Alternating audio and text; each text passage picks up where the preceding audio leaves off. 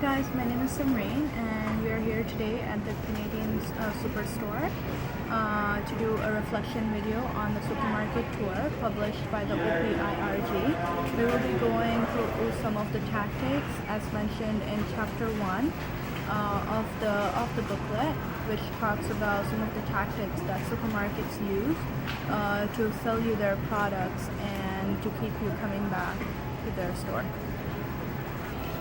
So here we are at the entrance of the store. There's only one entrance to the supermarket, and this is so that they can control the flow of their customers through the supermarket.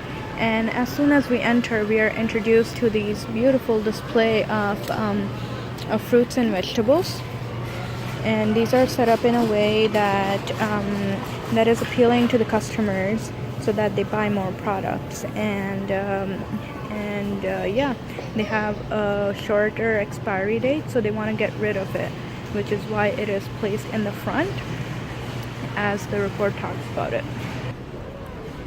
Next, the booklet talks about the size of the shopping carts. These are intentionally made bigger to make it seem like it is a waste if you buy a little bit of products and go to the cash register. It's a waste of space, basically. So they make it bigger intentionally to fit all your stuff and to give you a sense that you can buy more product. Their superstore also has a rewards program to give their customers free groceries every time they come back. So that is another tactic to keep their customers loyal to themselves.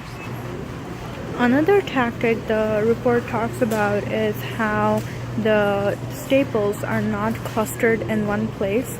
They are spread out throughout the whole store. And to give you an example of that, here is the bread section, which basically everyone gets at every grocery shopping. And to get here, you have to go through the baked goods, so that you're tempted to buy them and you buy more of their product.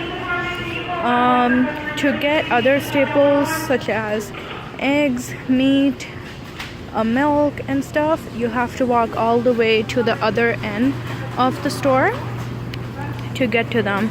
So all the product on the way you're exposed to, and you look at them and you want to buy them because they look appealing and you're tempted to.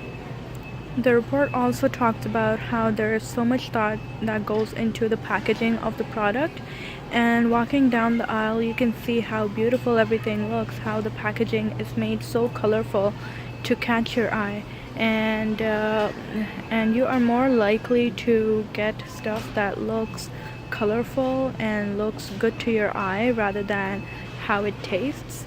So you can see down the cereal aisle, everything is so colorful that it just pops right at you.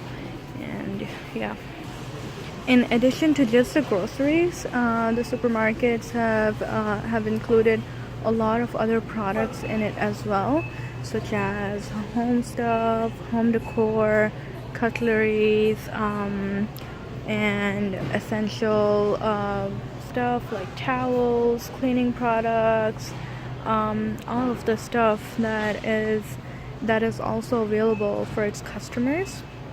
They have also added another section for clothing, and they also have a glasses store where you can get your prescription glasses and sunglasses made.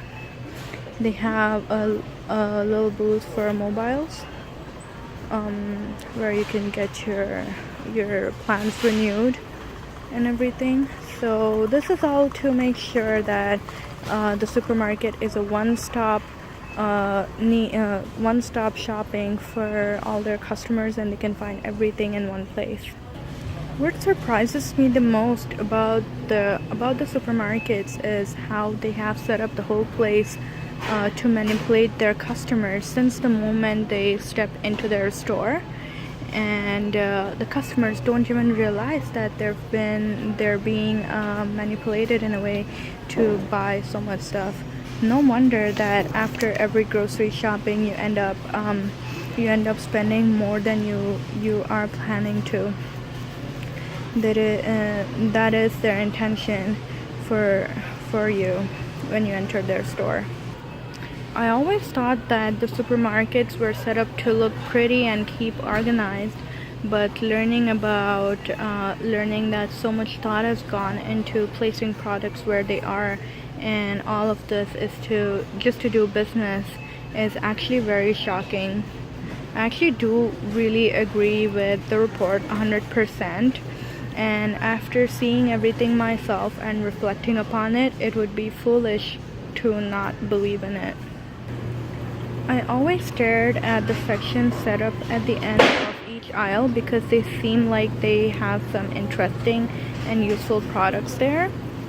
But to know that they are placed there intentionally, so you look at them, is so deceiving.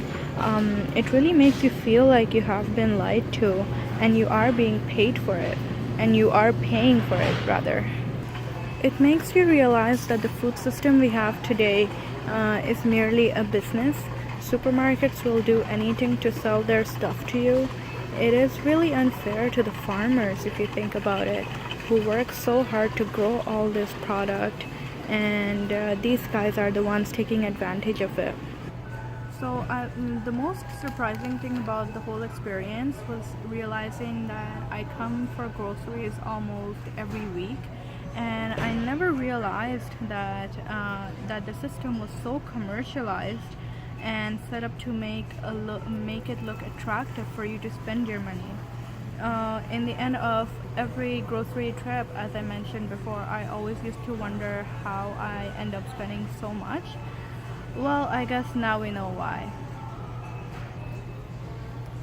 So in the future, I guess that now that I know their tactics, I would be more mindful of what I get, and I will get it only if I need it, and I would ask myself if I really need it, or if I'm only getting it based on how appealing it looks to me.